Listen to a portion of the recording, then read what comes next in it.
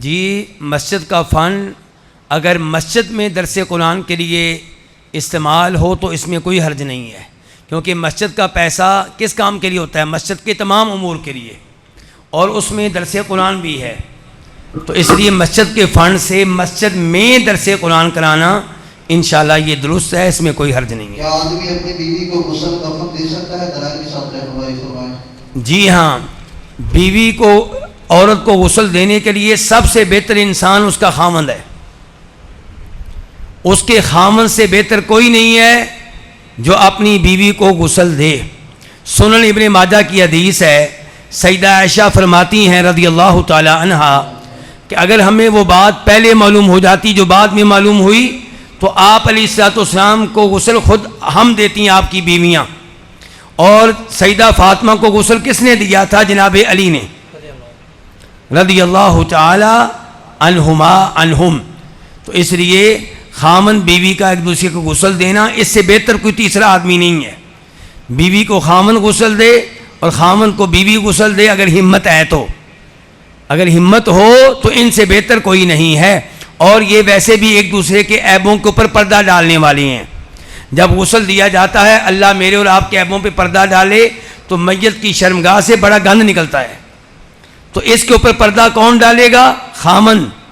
اگر بیوی ہے تو خامن، اور خامن ہے تو بیوی پردہ ڈالے گی۔ جی شیخ بہت کی سوال کچھ دن پہلے آپ سے کیا اور آپ کے سوال کے جواب پر ہی ہم نے یہ قدم اٹھایا ہے۔ ابھی یہ سوال ہے، کیا مدرسے کی جگہ مسجد کو وقف کی جا سکتی ہے اور مسجد کے پیسوں سے امام صاحب کی رہائش کے لیے پلاٹ خرید سکتے ہیں اور وہ جگہ نام مسجد کے ہی ہوگی؟ جی مسجد کا کوئی بھی کام مسجد کے فنڈ سے ہو سکتا ہے، لیکن شرط یہ وہ کام کس کا ہو؟ مسجد کا۔ اب امام صاحب کی رہائش گاہ بنانا، اس کا فائدہ کس کو ہے؟ مسجد کو۔ مجھے نہیں فائدہ، آپ کو نہیں فائدہ، مسجد کو فائدہ ہے کہ امام صاحب کی رہائش گاہ ہوگی تو امام صاحب پکے رہیں گے، ورنہ کہیں چھوڑ کے چلے نہ جائیں۔ امام صاحب کی قریب میں رہائش گاہ ہوگی تو مسجد کی صحیح معنوں میں خدمت کر سکیں گے۔ اس لیے مسجد کے فنڈ سے مسجد کے امام صاحب کی رہائش کا بندوبست کیا جا سکتا ہے، اور کوئی مدرسہ جیسا کہ صورتحال انہوں نے مجھے بتائی ہے کہ مدرسے کی زمین مسجد کے ساتھ متصل ہے تو مدرسے نے مسجد کو وقف کر دی ہے، تو اس میں انشاءاللہ کوئی حرج نہیں ہے۔ ایک ذمہ دار فصل کاشت کرتا ہے، زمین ٹھیکے پر لیتا ہے۔ جی دوبارہ۔ ایک ذمہ دار فصل کاشت کرتا ہے اور جی زمین ٹھیکے پر لیتا ہے۔ جی اب وہ فصل اٹھاتا ہے جو عشر دینا ہے، وہ زمین فصل کا ٹھیکہ خرچ نکال کر عشر دے گا یا پہلے عشر ادا کرے گا؟ نہیں، ٹوٹل پیداوار میں سے عشر ادا کرے گا۔ ایک باپ زندہ ہے اور اس نے اپنے بیٹوں کو علیحدہ علیحدہ ان کو زمین میں سے کچھ حصہ دیا ہے۔ اب وہ اس کاروبار کرتے ہیں، اس پلاٹ جو خریدے ہیں ان سے کاروبار کرتے ہیں اور پلاٹ خریدے۔ اب وہ جو بھائی اس پلاٹ خریدے ہوئے کاروبار کر رہے ہیں، اس کاروبار میں خریدے گئے پلاٹوں میں سے بہنوں کا حق ہے؟ دیکھیں جتنا مال بیٹوں کو دیا ہے اتنا ہی مال بیٹیوں کو دیا جائے، جیسا تحفہ جتنا مال بیٹوں کو دیا گیا تھا اتنا ہی بیٹیوں کو دیا جائے۔ یعنی کہ ہم یہ نہیں کہتے کہ بیٹوں کو جو فوائد مل رہے ہیں وہ بہنوں کو دیے جائیں، لیکن بہنوں کو اتنا ہی مال دیا جائے جتنا مال بیٹوں کو دیا گیا تھا، کیونکہ زندگی میں تحفہ دیں تو لڑکی لڑکا برابر ہے۔ اگر آپ بیٹے کو 15 لاکھ روپیہ دیتے ہیں تو بیٹی کو بھی 15 لاکھ روپیہ دیں۔ جی ایک آدمی بجلی چوری کرتا ہے اور اس کے ساتھ موٹر پمپ وغیرہ چلاتا ہے، کیا اس موٹر کے پانی سے وضو ہو جائے گا، نماز ہو جائے گی؟ بچنا چاہیے، میں یہ تو نہیں کہتا کہ اس سے وضو نہیں ہوگا، نماز نہیں ہوگی، لیکن بچنا چاہیے، اور اس بندے کو اللہ سے ڈرنا چاہیے جو بجلی چوری کر رہا ہے۔ اپنی اولاد کو حرام کھلائیں گے تو اولاد پھر کیا حلال کی ہوگی؟ کیا وہ اولاد فرما بردار ہوگی؟ کیا وہ اولاد نمازی ہوگی؟ نہیں۔ حرام سے، حرام جہاں مشکوک مال ہے اس سے بھی بچیں، اور یہ تو صاف صاف حرام ہے۔ جی ایک بھائی صاحب حیثیت ہے اور اس کی زکوٰۃ تقریباً 2 سے 3 لاکھ بنتی ہے، جس کا بھائی مسکین یا انتہائی غریب ہے یا اس کی بہن، کیا ساری کی ساری زکوٰۃ کو اپنے بھائی کے گھر کو دے سکتا ہے؟ دیکھیں ایک آدمی کی زکوٰۃ ہے اور اس کی بہن الگ رہتی ہے، اس کا الگ گھر ہے، اور وہ فقیر مسکین اور زکوٰۃ کی حقدار ہے، تو یہ زکوٰۃ اس کو دے سکتا ہے، بلکہ اپنے رشتہ داروں کو زکوٰۃ دینا دوسروں کو زکوٰۃ دینے سے بہتر ہے، شرط یہ ہے کہ وہ حقدار ہوں، لیکن اپنی اولاد کو زکوٰۃ نہ دیں، اپنے والدین کو، دادا دادی کو زکوٰۃ نہ دیں، اپنے بیٹوں کو، اپنی بیٹی کو، اپنے پوتے کو، پوتی کو زکوٰۃ نہ دیں، لیکن بہن کو بھائی زکوٰۃ دے سکتا ہے اگر بہن کا گھر الگ ہے، بھائی کا گھر الگ ہے۔ لیکن اس میں ویسے ایک اشکال ہے کہ آپ بہن کو زکوٰۃ کیوں دیتے ہیں؟ گھر کا خرچہ بہن نے چلانا ہے کہ بہنوئی نے چلانا ہے؟ بہنوئی نے چلانا، اس کو کیوں نہیں دیتے؟ زکوٰۃ بہنوئی کو دیں، اور پھر یہ سوال بھی پیدا نہیں ہوگا۔ آپ بہن کو زکوٰۃ دے کے بہن کو بہنوئی کے اوپر کرنا چاہتے ہیں، یہ کام نہ کریں۔ جی، ایک شخص اپنی ساری زندگی شرک اور بدعت پر گزاری، پھر وہ آخری عمر میں پاگل ہو گیا، تو کیا ایسے شخص کی نجات ممکن ہے؟ بخشش کی دعا کر سکتے ہیں اس کے لیے؟ اگر وہ جب پاگل ہوا اس وقت تک وہ شرک پہ قائم تھا، اور شرک بالکل واضح تھا، صریح تھا، شک و شبہ کے بغیر تھا، تو پھر اس کے لیے دعا نہیں کرنی چاہیے۔ جی، کیا مسجد مدرسے کے ارد گرد مارکیٹ یا گھروں میں اذان کے بعد بچہ بھیجنا کہ بھائی آؤ نماز کے لیے بلاؤ، کیا یہ بدعت ہے؟ اذان ہونے کے بعد اذان ہونے کے بعد پیغام بھیجنا اس انداز سے شاید اس سے بچنا بہتر ہوگا، لیکن دوسرے لوگ جو ہیں دائیں بائیں، ان کو چاہیے کہ وہ ان لوگوں کو لے کر آئیں مسجد میں، اور خطیب صاحب کو چاہیے کہ وہ اس وقت کے علاوہ لوگوں کو کہتے رہیں کہ تم اپنے پڑوسیوں کو کیوں نہیں لے کر آتے، اور نماز کے بعد بھی پڑوسی اس کے گھر میں جائیں تم نماز کے لیے کیوں نہیں آئے۔ اس انداز سے یہ کام کیا جائے۔ کیا نیک ہستیوں کا وسیلہ دیا جا سکتا ہے؟ نیک ہستیاں اگر زندہ ہیں تو ان سے دعا کروائی جا سکتی ہے، اور یہ ہوا وسیلہ ان کی دعا کا، لیکن ان کے فوت ہونے کے بعد یا ان کی زندگی میں اللہ سے کہنا یا اللہ اس کے صدقے سے، اس کے طفیل مجھے رزق دے دے، تو یہ نبی علیہ الصلوۃ والسلام اور صحابہ کرام کا طریقہ نہیں تھا۔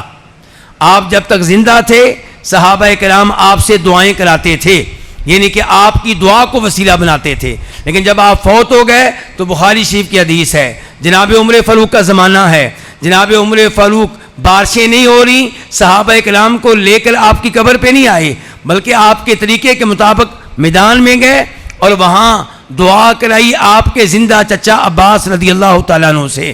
کیا نبی کریم صلی اللہ علیہ وسلم ہر امتی کی قبر میں تشریف لاتے ہیں؟ نبی علیہ الصلوۃ والسلام اگر ہر امتی کی قبر میں تشریف لائیں تو بڑی خوشی کی بات ہے اور ہمیں بڑا حوصلہ ملے گا، لیکن اس کی کوئی دلیل نہیں ہے، اس کا کوئی ثبوت نہیں ملتا۔ ایسا ہو جائے تو ہم بھی چاہتے ہیں، لیکن ایسا ہے نہیں۔ جی، کیا بغیر رفع الیدین کے نماز ہو جاتی ہے؟ رفع الیدین کے بغیر نماز پڑھنا یہ نبی علیہ الصلوۃ والسلام کا طریقہ نہیں ہے۔ اگر رفع الیدین کے بغیر آپ نماز پڑھتے ہیں تو یہ وہ نماز نہیں ہے جو اللہ کے رسول علیہ الصلوۃ والسلام پڑھا کرتے تھے۔ آپ نے رفع الیدین کیا، آخری وقت تک کرتے رہے، اور آپ کے فوت ہونے کے بعد صحابہ کرام نے کیا، تابعین نے کیا، اور 4 اماموں میں سے 3 امام، امام مالک، امام شافعی، امام احمد، یہ بھی رفع الیدین کرتے رہے۔ اس کا مطلب یہ ہے کہ رفع الیدین کی سنت کینسل نہیں ہوئی۔ کیا بغیر وضو کے اذان دی جا سکتی ہے؟ وضو کے ساتھ اذان دینا افضل اور بہتر ہے۔ وضو کے بغیر اذان دی جا سکتی ہے، اذکار کیے جا سکتے ہیں۔ عورتیں حیض کے ایام میں بھی صبح و شام کے اذکار کر سکتی ہیں، رات کو سونے سے پہلے آیت الکرسی پڑھ سکتی ہیں، اس میں کوئی حرج نہیں ہے انشاءاللہ۔ کیا گلی محلے میں آوارہ کتوں کو دوائی کھلا کر مارنا جائز ہے؟ جی، وہ کتے جو تکلیف دیتے ہوں، جو پریشان کرتے ہوں، ان کو مارنا جائز ہے، درست ہے۔ ایک لڑکی کے والدین اس کا نکاح نہیں کرتے، بھائی بھی نہیں کرتے، اب وہ لڑکی خود نکاح کروا سکتی ہے کورٹ میرج کے ذریعے؟ پہلی بات تو یہ ہے کہ لڑکیوں کے جو والدین کو اللہ سے ڈرنا چاہیے، اپنی بچی کی شادی وقت پہ کریں، اور وہاں پہ کریں جہاں پہ مناسب ہو، لڑکا نمازی ہو اور گھر بھی چلانے کی صلاحیت رکھتا ہو، اور اگر والد یہ ذمہ داری ادا نہیں کرتا تو بھائی میدان میں آئیں، ورنہ یہ سب روز قیامت اللہ کو کیا جواب دیں گے۔ اور اگر یہ سب ذمہ داری ادا نہیں کرتے تو پھر لڑکی رابطہ قائم کرے اپنے چچا سے۔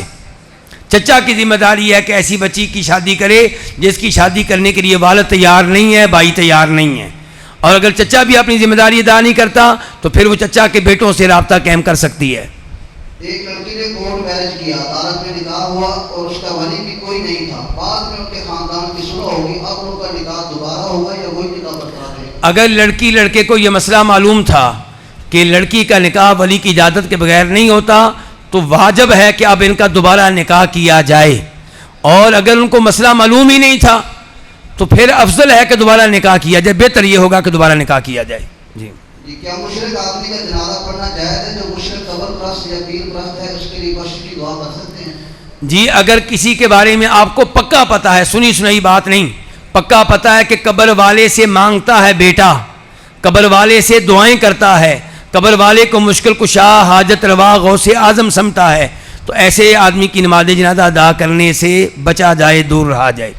کیا نبی صلی اللہ علیہ وسلم کی کوئی ایسی نماز ہے جس میں آپ نے رفع الدین نہ کیا ہو؟ کوئی ایسی حدیث صحیح ہے؟ نبی علیہ الصلوۃ والسلام سے ایسی کوئی حدیث صحیح سند کے ساتھ ثابت نہیں ہے جس میں یہ آتا ہو کہ آپ نے کوئی ایک نماز بھی رفع الدین کے بغیر پڑھی ہے۔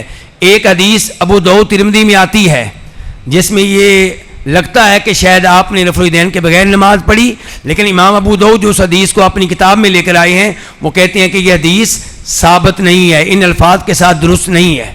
جی میرے 5 بچے ہیں اور بڑے بچے بڑی کلاس میں پڑھتے ہیں اور ان کے اخراجات زیادہ ہوتے ہیں، چھوٹے بچے چھوٹی کلاس میں پڑھتے ہیں، ان پر کم اخراجات ہوتے ہیں، کیا ایسی صورت میں کچھ باپ سے ناانصافی کے بارے میں یا اس بارے میں کوئی پوچھ کر وغیرہ تو نہیں ہوتی؟ نہیں، جو ضرورت ہے، ایک آدمی بیمار ہے اس کے آپریشن پہ 50 لاکھ روپیہ لگ جائے گا، اور جو بچہ بیمار نہیں ہے اس پہ 1 روپیہ بھی نہیں لگے گا، تو یہ ضروریات ہوتی ہیں، اس میں برابری نہیں ہوتی۔ لیکن جو آپ ہدیہ دیتے ہیں، تحفہ دیتے ہیں، گفٹ دیتے ہیں، اس میں برابری ضروری ہے۔ قبر پر پھول ڈالنا اور اس پر بیٹھ کر درود شریف یا فاتحہ وغیرہ کثرت سے پڑھنا جائز ہے؟ قبروں پہ پھول ڈالنا یہ نبی علیہ الصلوۃ والسلام صحابہ کرام کا طریقہ نہیں ہے، اس سے دور رہا جائے، پھول ضائع ہوتے ہیں۔ یہ پھول کسی اور جگہ استعمال کیے جائیں جہاں پہ زندہ لوگ ہیں جن کو اس کی خوشبو بھی آئے گی۔ اور جہاں تک تعلق ہے دوسرا کیا ایسا تھا، قبر پر بیٹھ کر کثرت سے درود اور فاتحہ قبر پہ بیٹھ کے تلاوت کرنا، فاتحہ پڑھنا، تو یہ نبی علیہ الصلوۃ والسلام صحابہ کرام کا طریقہ نہیں ہے۔ قبروں پہ کھڑے ہو کے قبر والوں کے لیے دعا کریں، چاہے ہاتھ اٹھا کے دعا کریں قبر والے کے لیے۔ نبی علیہ الصلوۃ والسلام بقیع قبرستان میں گئے اور آپ نے ہاتھ اٹھا کر قبرستان والوں کے لیے دعا کی، تو اگر آپ قبر والوں کے لیے دعا کرتے ہیں تو ہاتھ اٹھا کر بھی آپ دعا کر سکتے ہیں، لیکن قبر پہ بیٹھ کے قرآن پڑھنا، فاتحہ پڑھنا، سورہ یاسین پڑھنا، سورہ بقرہ کی ابتدائی اور آخری آیتیں پڑھنا، یہ چیز نبی علیہ الصلوۃ والسلام اور صحابہ کرام سے صحیح سند کے ساتھ ثابت نہیں ہے۔ والدین کے دنیا سے چلے جانے کے بعد درجات کی بلندی کے لیے اولاد کو کون سے عمل کرنے چاہیے تاکہ مرحومین کے درجات بلند ہوں؟ سب سے اچھا عمل والدین کے لیے یہ ہے کہ ان کے لیے دعا کریں۔ ابن ماجہ کی حدیث ہے، میت کا درجہ کبھی کبھار بلند ہوتا ہے تو میت پوچھتی ہے کہ آج میرا درجہ کیسے بلند ہوا؟ جواب آتا ہے تیرے بیٹے نے، تیری بیٹی نے تیرے لیے دعا کی ہے۔ تو جب دعا آپ والدین کے لیے کرتے ہیں، فوت شدہ والدین کے لیے، ان کو بڑا فائدہ ہوتا ہے۔ دوسرے نمبر پہ والدین کے لیے صدقہ خیرات کرنا، لیکن صدقہ خیرات کے لیے کوئی دن مخصوص نہ کریں، 3واں 7واں 40واں نہیں، جب موقع ملے۔ اور اسی طرح والدین کی طرف سے حج کرنا، اگر آپ اپنا حج کر چکے ہیں تو اب آپ نے فوت شدہ والد صاحب کا حج کریں، پھر کبھی فوت شدہ والدہ کا حج کریں، اس طرح، یا عمرہ کرنا۔ جی کیا ظہر کی نماز کی پہلی 4 سنتیں اذان سے پہلے پڑھ سکتے ہیں؟ اذان کے بعد ہی پڑھیں گے، یہی مناسب ہے۔ البتہ اگر اذان سے پہلے ظہر کا وقت ہو چکا تھا، کبھی کوئی پڑھ لیتا ہے تو ہم یہ نہیں کہیں گے کہ اس کی یہ نماز نہیں ہوئی، لیکن طریقہ یہی ہے کہ اذان اور اقامت کے مابین یہ سنتیں پڑھی جاتی ہیں۔ کیا ماں کا ہاتھ وضو کی حالت میں چھوٹے بچے شیر خوار کی شرمگاہ کو لگ جائے تو وضو ٹوٹ جاتا ہے؟ دیکھیں، شرمگاہ کو ہاتھ لگے بغیر کسی رکاوٹ کے ڈائریکٹ براہ راست، تو راجح قول یہ ہے کہ اس سے وضو ٹوٹ جاتا ہے۔ اب وہ شرمگاہ چاہے اپنی ہو یا کسی کی ہو، تو اس لیے بچے کی شرمگاہ پہ براہ راست عورت ہاتھ نہ لگائے۔ ہاں اگر اس نے دستانے پہنے ہوئے ہیں یا شرمگاہ پہ ہاتھ نہیں لگا، دائیں بائیں ران پہ ہاتھ لگا ہے تو پھر وضو نہیں ٹوٹے گا، لیکن شرمگاہ پہ براہ راست ہاتھ لگے گا تو پھر وضو ٹوٹ جائے گا۔ اگر امام فرض نماز میں قرات میں غلطی کرتا ہے یا پھر زبر کی جگہ زیر پڑتا ہے تو بعد میں فتویٰ دیتا ہے کہ نماز دوبارہ لوٹانی پڑے گی، کیا اس طرح کرنا جائز ہے؟ مقتدیوں کی نماز ٹھیک ہے، جہاں تک تعلق ہے امام کا، تو اگر غلطی بہت بڑی ہے جس سے آیت کا معنی اتنا تبدیل ہو گیا کہ کفر والا معنی بن گیا، تو ٹھیک ہے وہ خود اپنی نماز دہرا لے، مقتدیوں کی نماز ٹھیک ہے انشاءاللہ۔ اگر بندہ پرانی موٹر سائیکل دے کر نئی 7 پیسے دے کر کسی سے نئی موٹر سائیکل خریدتا ہے، تو جو اس نے نئی موٹر سائیکل لی ہے کیا یہ سود میں شامل ہوگی؟ دوبارہ سوال بھائی نے صحیح لکھا، اگر بندہ پرانی موٹر سائیکل دے کر 7 پیسے دے کر کسی سے نئی موٹر سائیکل لے، تو جو اس نے نئی موٹر سائیکل لی ہے کیا یہ سود میں شامل ہوگی؟ نہیں، سود میں شامل نہیں ہے، اس میں کوئی حرج نہیں ہے جی۔ اور آخری سوال ہے کہ جس طرح ایک حاضر موقع چیز میرے پاس موبائل ہے، یہ اس وقت مثال 20,000 کا ہے، اور کوئی بھائی مجھ سے خریدتا ہے اولاد پر، تو میں اس کو 60,000 روپے دیتا ہوں 3 ماہ کے اولاد پر، کیا یہ سود میں ہے جائز؟ اور اتنا مشکل سوال نہیں کیا کرتے، یہ اختلافی مسئلہ ہے۔ چلیں بہرحال دیکھیں،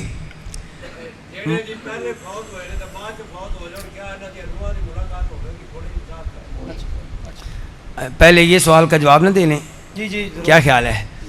اچھا دیکھیں، ایک موبائل ہے جی، قسطوں میں ملتا ہے مثال کے طور پہ 2.5 لاکھ روپے کا، اور نقد ملتا ہے 2 لاکھ روپے کا، تو کیا یہ جائز ہے قسطوں میں لینا؟ تو گزارش یہ ہے کہ دکاندار آپ کو 2 قیمتیں بتا رہا ہے، کہتا ہے نقد کی قیمت ہے 2 لاکھ، ادھار کی قیمت ہے 2.5 لاکھ۔ آپ کہتے ہیں آگے سے جی میں نے موبائل لے لیا، اب میں آپ کو کل بتاؤں گا کہ میں نے نقد میں لیا یا قسطوں میں لیا، 2 لاکھ میں لیا کہ 2.5 لاکھ میں لیا، یہ سب کے نزدیک غلط ہے۔ کیوں؟ کیونکہ 2 قیمتوں کے اوپر بیع ہوئی ہے، یعنی کہ پتہ ہی نہیں ہے کہ اب قیمت 2 لاکھ ہے یا 2.5 لاکھ ہے۔ اچھا دوسری شکل یہ ہے کہ آپ نے کہا میں نے 2.5 لاکھ میں لے لیا، قسطوں پہ لے لیا، لیکن قسط لیٹ ہونے پہ جرمانہ پڑے گا، تو یہ بھی سب کے نزدیک غلط ہے اور سود ہے۔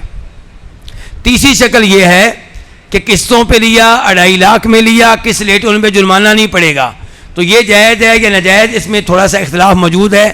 میں اپنی رائے بتا رہا ہوں، اور جو دنیا کے اکثر علماء کرام کی رائے بھی ہے وہ یہ ہے کہ انشاءاللہ اس میں کوئی حرج نہیں ہے، جائز ہے، گناہ اس پہ نہیں ملے گا انشاءاللہ۔ دعا میں نبیوں کا واسطہ دینا جائز ہے؟ یہ پھر آخری سوال کے بعد کے سوال شروع ہو گیا، ان کا سوال اور ہے جی، ان کے بعد آپ کی طرف آتے ہیں۔ کھڑے ہو جی بیٹھ جائیں، میں سوال سمجھ گیا ہوں۔ یہ کہتے ہیں کہ روحوں کی آپس میں ملاقات ہوتی ہے یا نہیں ہوتی، اس بارے میں ایک صحیح حدیث آتی ہے، اس سے آپ تھوڑا بہت نتیجہ نکال سکتے ہیں کہ نبی علیہ الصلوۃ والسلام نے ارشاد فرمایا کہ بسا اوقات ایک آدمی فوت ہوتا ہے اور اس کی روح جنتی روحوں کے پاس پہنچ جاتی ہے، تو جنتی روحیں پرانی اس سے پوچھتی ہیں یار فلاں آدمی کا کیا بنا جس کو دنیا میں ہم زندہ چھوڑ کے آئے تھے؟ وہ کہتا ہے وہ تو کبھی کا فوت ہو گیا، اس کی روح ادھر نہیں آئی۔ وہ کہتے ہیں نہیں، وہ کہتے ہیں پھر لگتا ہے ادھر چلی گئی ہوگی۔ اس کا مطلب یہ ہے کہ جنتی روحوں کی آپس میں ملاقات ہوتی ہے، واللہ اعلم۔ چلیں جی شیخ صاحب۔ دعا کے وقت نبیوں کا واسطہ دینا جائز ہے کہ یا اللہ تیرے نبی کے واسطے یہ دعا قبول؟ جی اس کا میں جواب پہلے بھی دے چکا ہوں کہ دعا میں یہ کہنا کہ اے اللہ اپنے نبی کے صدقے طفیل مجھے معاف کر دے، رزق دے دے، یہ کیسا ہے؟ پہلی بات تو یہ کہ دعا عبادت ہے، اور عبادت میں وہی طریقہ اختیار کیا جائے جو نبی علیہ الصلوۃ والسلام اور صحابہ کرام سے ثابت ہے۔ وہ کیا کہ پہلے اللہ کی حمد و ثنا بیان کریں، پھر نبی علیہ الصلوۃ والسلام کے اوپر درود پڑھیں۔ لیکن اللہ سے کہنا کہ اپنے نبی کے صدقے معاف کر دے، رزق دے دے، یہ چیز کسی صحیح سند کے ساتھ نبی علیہ الصلوۃ والسلام اور صحابہ کرام سے ثابت نہیں ہے، اس لیے اس سے بچا جائے، اس سے دور رہا جائے۔ یہ آخر میں دعائیں جملے ہیں کہ عثمان بچہ بیمار ہے، اس کی دعا لو جی یہ آخری کے بعد چوتھا سوال ہے۔ اللہ آپ کو ذائقہ مزاح میں کہہ رہا ہوں، ناراض نہیں ہونا۔ یہ دعا کس کے لیے دعا ہے؟ کس کے لیے؟ دیکھیں یہ بچہ عثمان نامی بچہ بہت بیمار ہے، عثمان نامی بچہ بہت بیمار ہے جی، دعا کریں اللہ ہمارے اس بیٹے کو صحت دے، اللہ اس کو عافیت دے، اور عثمان کے علاوہ جتنے بھی نواں کوٹ اور دائیں بائیں سے آنے والے احباب کے بچے بیمار ہیں، عبداللہ محمد وغیرہ، ان سب کو اللہ تعالیٰ صحت دے، ان سب کو اللہ تندرستی دے، ان سب کو اللہ تعالیٰ عافیت دے۔ اسأل اللہ العظیم رب العرش العظیم ان یشفیہم، اسأل اللہ العظیم رب العرش العظیم ان یشفیہم، اسأل اللہ العظیم رب العرش العظیم ان یشفیہم۔ سبحانک اللہم و بحمدک، اشہد ان لا الہ الا انت، استغفرک و اتوب الیک۔ میں آخر میں آپ سب احباب کا شکریہ ادا کرتا ہوں اور آپ سب کے لیے دعائے خیر کرتا ہوں. اللہ تعالیٰ آپ کا آنا قبول فرمائے, گرمی میں بیٹھنا قبول فرمائے. اللہ تعالیٰ آپ سب کی مشکلات دور فرمائے, آپ سب کی دنیا آخرت کے معاملات آسان فرمائے, اور شیخ افضل محمدی صاحب اور ان کی پوری ٹیم کو اللہ جزائے خیر دے, اور اللہ تعالیٰ ہمیں جنت میں جمع فرمائے اور بغیر حساب کتاب کے جمع فرمائے. وآخر دعوانا الحمدللہ رب العالمین.